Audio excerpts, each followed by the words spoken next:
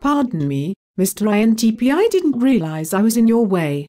My apologies. Oh, don't be modest, Miss ENFJ. My aim in coming to the museum wasn't to look at any work in particular, but to take in any great beauty I may come across. You certainly are more striking than some stuffy 18th century neoclassical portraits.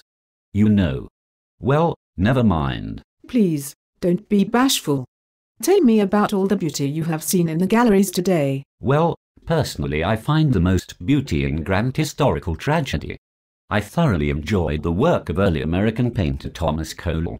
He did a series of paintings called The Course of Empire, with a narrative very similar to that of English historian Edward Gibbon, exploring the rise of empire and its inevitable decay into destruction and dissolution. Alas, for all our technological progress and confident rationalisms, the organic cycles of history, the seasons of life and death, the time to be born and the time to die, there know no mercy. Wow, that is a grand tragedy indeed. Yes, well, I'm sorry if I am boring you with all these literary allusions. Sometimes it's best to just let the painting be itself and not reduce it to mere conceptual symbol. The meaning of the rose is the rose. That's the right attitude to take toward art. Oh, that is exactly how I feel when I look at something beautiful. It's so sublime, like I've entered a new world where everything makes sense in that one moment and it all explains itself. And please don't feel like you are boring me. I'm fascinated by all this. Why do you feel like you are living through a grand historical tragedy? Ah, well, look around you. The meaning of the rose is the rose, after all. Abandoned strip malls, rusting factories, and garish advertisements. Contemporary life is the aesthetic of ruination. I feel like that sometimes. I think we all do. But a phoenix always rises from the ashes. Or maybe human beings just become bugs in the shadow of a distant, massive industrial state, like in Kafka's Metamorphoses.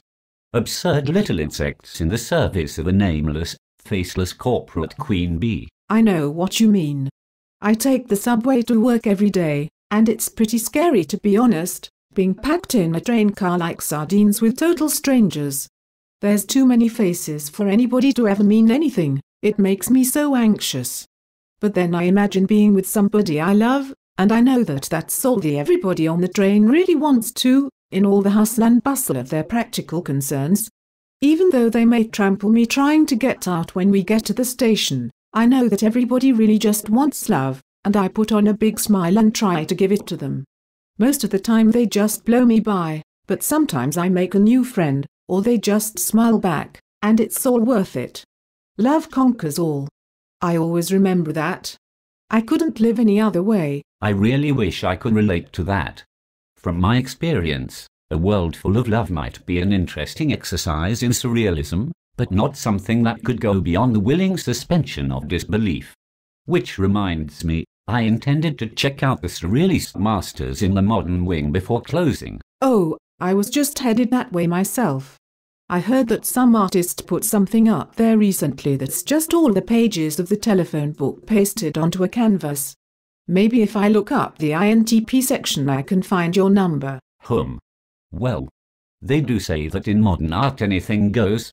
Though I doubt even Salvador Dali could have imagined girls asking me out. Well, come on, sugar plum. I want to explore 19th century romanticism as well before we go have dinner beneath the stars. You're free, right? Oh, yeah. Yeah, I'm free. Okay, so what do you want to know about romanticism? Don't just tell me. Show me.